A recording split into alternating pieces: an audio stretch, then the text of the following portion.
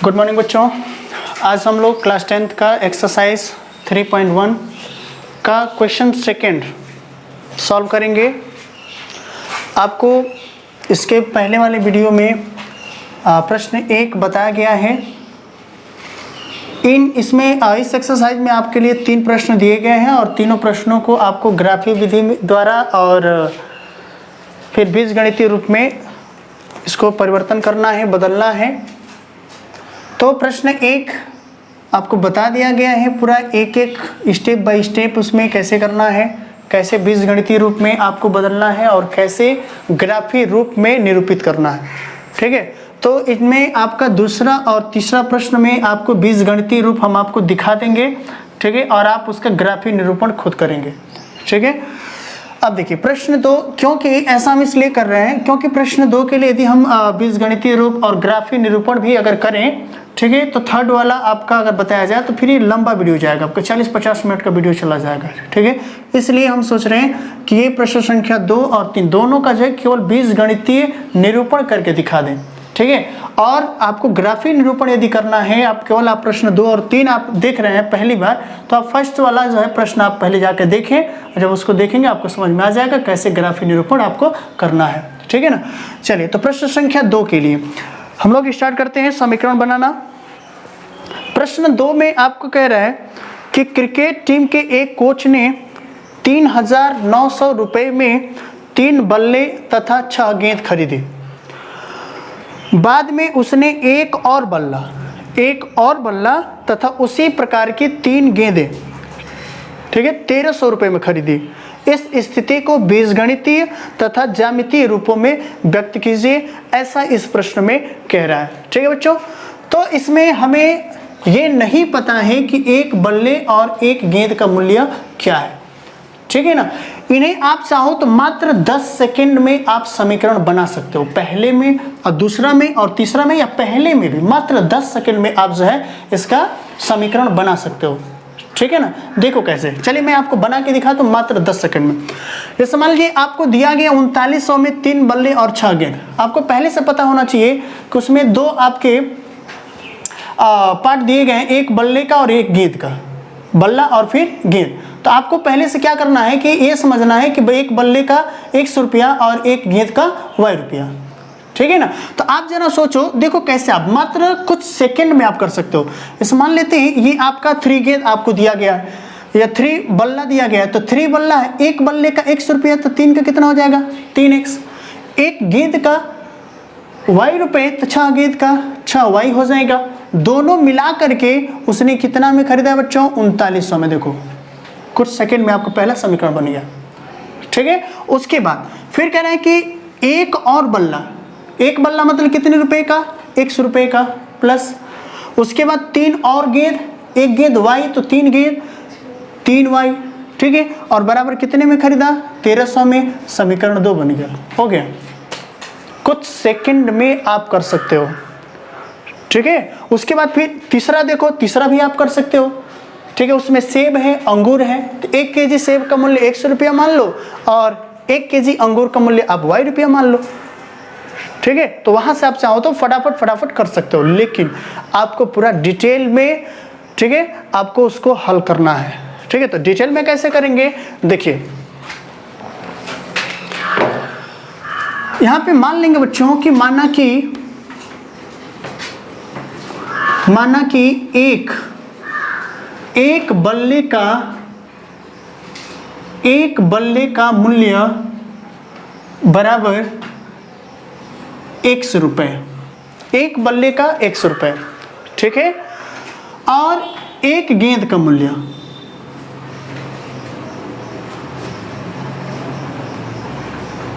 एक गेंद का मूल्य आप मान लेंगे Y रुपया। ठीक है, तो प्रथम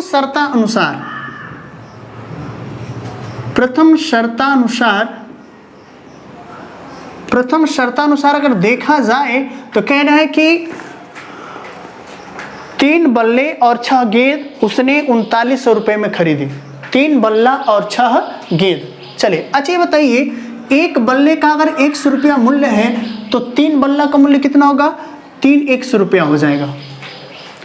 एक बल्ले का 100 रुपया, तो 3 बल्ले का 3 100 रुपये। जरा आप सोचिए, एक बल्ला यदि 200 रुपये का है तो 3 बल्ला खरीदा जाएगा, तो 3 से आप गुणा करेंगे तो ही 600 रुपये आएगा ना। वैसे ही अगर एक बल्ले का मूल्य 100 रुपया है तो 3 बल्ले का x में 3 से गुणा करेंगे तो 3x हो जाएगा, ठीक है। और एक गेंद का मूल्य y रुपये, तो 6 गेंद का मूल्य 6 गुणे y अर्थात 6y हो जाएगा, ठीक है। तो आप जरा बताएं, 3 गेंद, 3 बल्ला और 6 गेंद दोनों को मिला करके उसने कितना में खरीदा है? 3900, 3900 रुपये में खरीदा है, ठीक है। यहाँ पे प्रश्न आपका, ये समीकरण आपका 1 बन गया। तो ये प्रथम शर्त के लिए आपका ये बीजगणितीय निरूपण है, ये बीजगणितीय रूप है, ठीक है ना। चलते हैं कंडीशन सेकंड के लिए, ये कंडीशन फर्स्ट के लिए था, ठीक है। अब यहाँ पे मान लेते हैं कंडीशन द्वितीय शर्तानुसार यदि आप लिखेंगे, द्वितीय शर्तानुसार, द्वितीय शर्त में देखें, द्वितीय शर्त में कह रहा है कि एक और बल्ला, तो एक बल्ले का मूल्य आपने यहाँ पे माना है 100 रुपया, अर्थात एक और बल्ला उसने खरीदा, और फिर प्लस 3 और गेंद, तो एक गेंद का मूल्य y रुपये, तो 3 गेंद का 3y, तो एक बल्ला और फिर 3 गेंद दोनों को मिला करके उसने 1300 रुपया दिया है। ये समीकरण नंबर आपका हो जाएगा 2, ठीक है। तो प्रश्न 2 के लिए ये आपका प्रथम शर्त के लिए ये था, और द्वितीय शर्त के लिए ये आपका समीकरण था, अर्थात दोनों ही जो समीकरण हैं इस प्रश्न के लिए बीजगणितीय रूप में लिखे गए हैं, ठीक है ना। अब इसे आप क्या करेंगे कि इनको x और y का मान के लिए आप सारणी बनाएंगे। समीकरण 1 के लिए ग्राफीय निरूपण के लिए आप लिखेंगे, ग्राफीय निरूपण के लिए आप समीकरण 1 से x और y का मान निकालेंगे, और उसके बाद समीकरण 2 से भी x और y का मान निकालेंगे, और उसके बाद आप ग्राफ खींचेंगे और वहां पे आप दिखाएंगे, ठीक है। चलिए अब हम लोग चलते हैं क्वेश्चन 3 पे।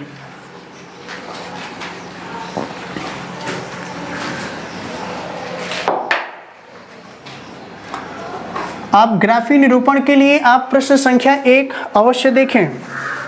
यहाँ पे 2 केजी सेब और 1 केजी अंगूर का मूल्य दिया है 160 रुपये। तो आपको क्या करना है, 1 केजी सेब का मूल्य मान लेना है और फिर 1 केजी अंगूर का मूल्य मान लेना है, ठीक है। देखिए इसको भी आप कुछ सेकंड में कैसे कर पाएंगे। 1 केजी सेब का मूल्य 100 रुपया यदि आपने सोच लिया है और 1 केजी अंगूर का मूल्य y रुपया सोच लिया है, तो 2 केजी का यहाँ पे 2x ये सेब हो जाएगा और प्लस y रुपया 1 केजी अंगूर का हो जाएगा और बराबर 160 रुपये, समीकरण 1, ठीक है। और उसके बाद कह रहे हैं कि 4 केजी सेब और 2 केजी अंगूर, तो 1 केजी का 100 रुपया, तो 4 केजी का 4x रुपये, और 1 केजी का y रुपये अंगूर का मूल्य है, तो 2 केजी का आपका हो जाएगा 2y और बराबर उसने खरीदा है 300 रुपये में, समीकरण नंबर 2। यही आपका बीजगणितीय निरूपण है, ठीक है। लेकिन आप कैसे लिखेंगे, इसको आपको विस्तार में हल करना है। ये तो देखते ही आप समझ पाएंगे कि ये कैसे आपका समीकरण बनेगा, ठीक है। तो यहाँ पे मान लेंगे कि माना कि 1 केजी सेब का मूल्य 100 रुपये है, ठीक है। और 1 केजी अंगूर का मूल्य बच्चों आप मान लेंगे y रुपया, कोई भी चर राशि आप मान सकते हैं, ठीक है। तो प्रथम शर्तानुसार अगर देखा जाए कंडीशन यदि फर्स्ट में देखा जाए तो कह रहा है 2 केजी सेब, 1 केजी का यदि 100 रुपया है बच्चों, तो 2 केजी का 2x रुपया हो जाएगा, और 1 केजी का y रुपये, तो y रुपये 1 केजी का हो गया, उसने खरीदा भी है 1 केजी अंगूर और 2 केजी सेब, दोनों का मूल्य यदि मिला दिया जाए तो कितना कह रहे हैं 160 रुपये, समीकरण ये आपका 1 बन गया, ठीक है। आते हैं सेकंड कंडीशन पे। कंडीशन सेकंड कह रहे हैं कि 4 केजी सेब, 1 महीने के बाद 4 केजी सेब, तो 1 केजी सेब का यदि 100 रुपया मूल्य है तो 4 केजी का हो जाएगा 4x रुपये, ठीक है। और 1 केजी अंगूर का मूल्य यदि y रुपये है तो 2 केजी का 2y रुपये हो जाएगा, गुणा हो जाएगा। और दोनों को मिला करके अर्थात 4 केजी सेब और 2 केजी अंगूर का मूल्य जो है 300 रुपये हो जाता है। या इसे आप लिख सकते हैं, दोनों पक्षों में यदि 2 से भाग करेंगे तो ये हो जाएगा 2x और प्लस 2 से 2 ये कैंसिल हो जाएगा, तो y और इसमें 2 से भाग करेंगे तो 150। आप समीकरण का नियम जानते होंगे, समीकरण के दोनों पक्षों में यदि समान संख्या से गुणा किया जाए या भाग किया जाए उसके मान में कोई अंतर नहीं आता है, ठीक है।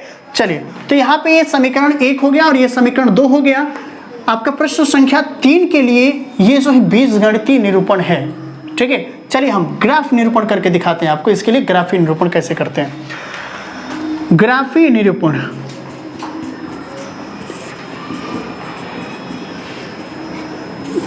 ग्राफीय निरूपण के लिए यहां से ग्राफीय निरूपण के लिए अब हम लोग स्टार्ट करेंगे हल, ठीक है। समीकरण 1 से,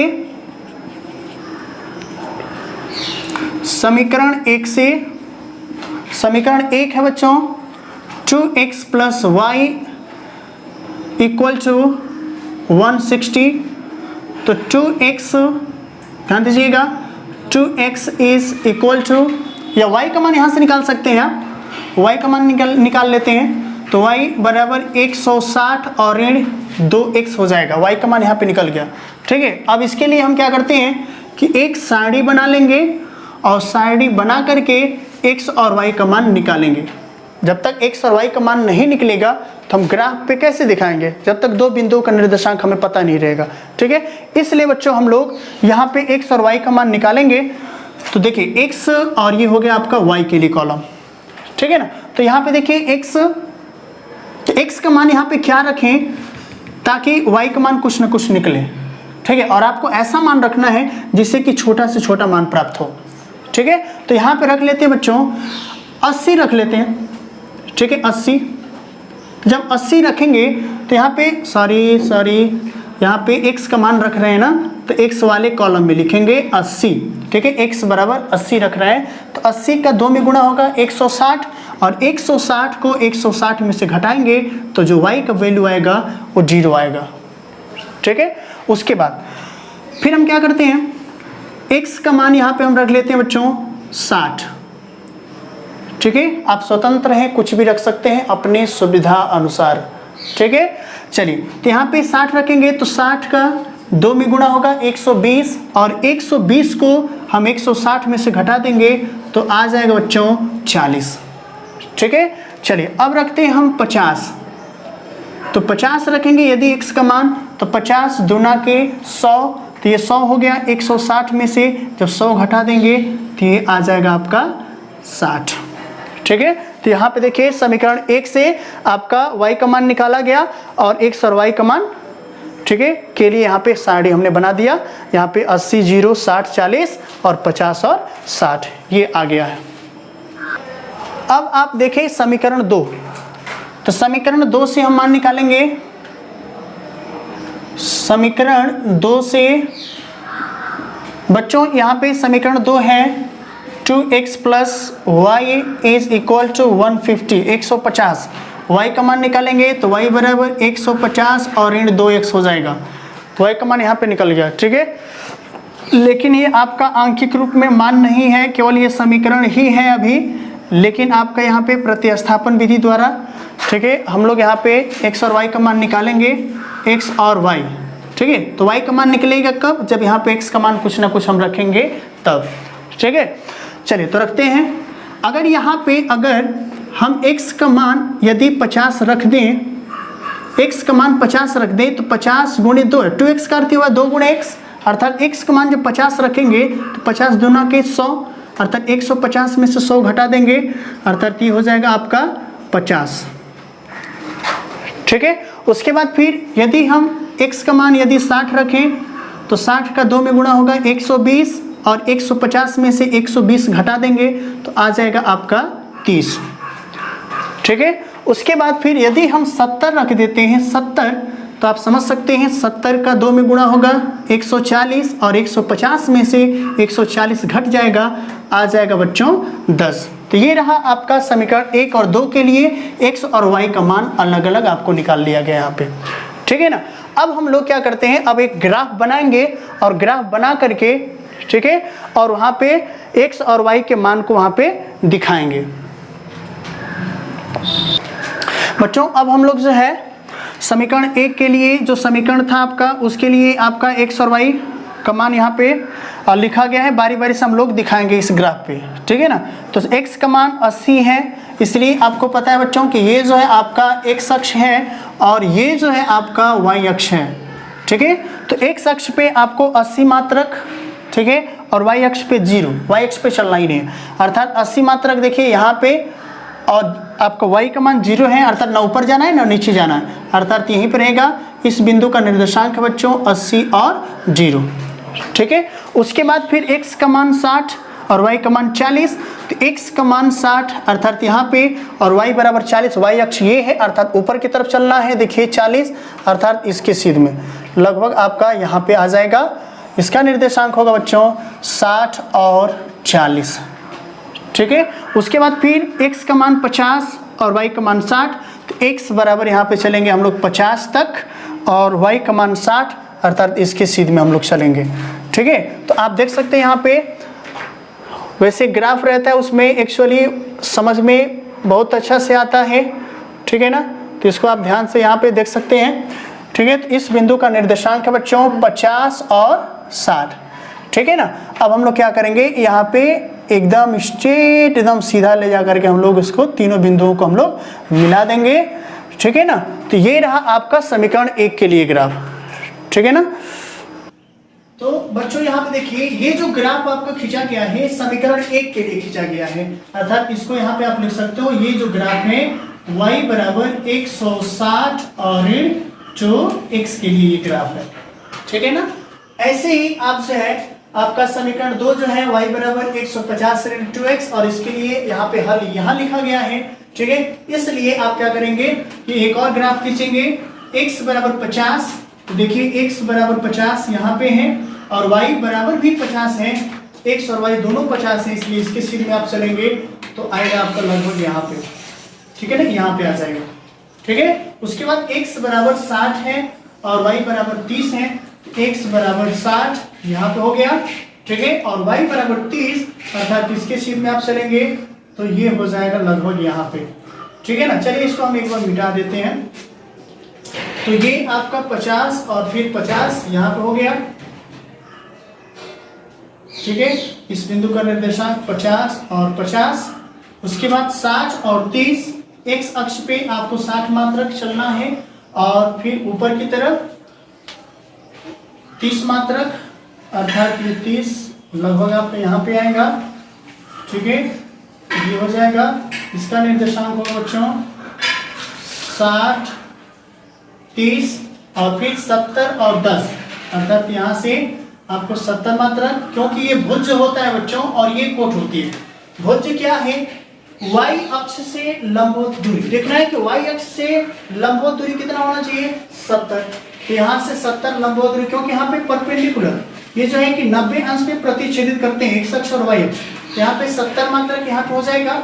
और फिर ये कोट होता है, कोई कोट जो होता है बच्चों x अक्ष से लंबवत दिशा में, ठीक है, x अक्ष से लंबवत दूरी होता है अर्थात 10 मात्रक धन दिशा में, अर्थात यहाँ से 10 आप यहाँ पे चलिए यहाँ तक हो जाएगा, ठीक है। और इसका निर्देशांक हम लिख लेंगे 70 और फिर 10 और एकदम एक सीध में यहाँ से आपको मिला देना है इस तरह से, ठीक है। तो ये जो ग्राफ रहा बच्चों y बराबर 160 ऋण 2x के लिए था, और ये जो ग्राफ खींचा गया है y बराबर 150 ऋण 2x के लिए था।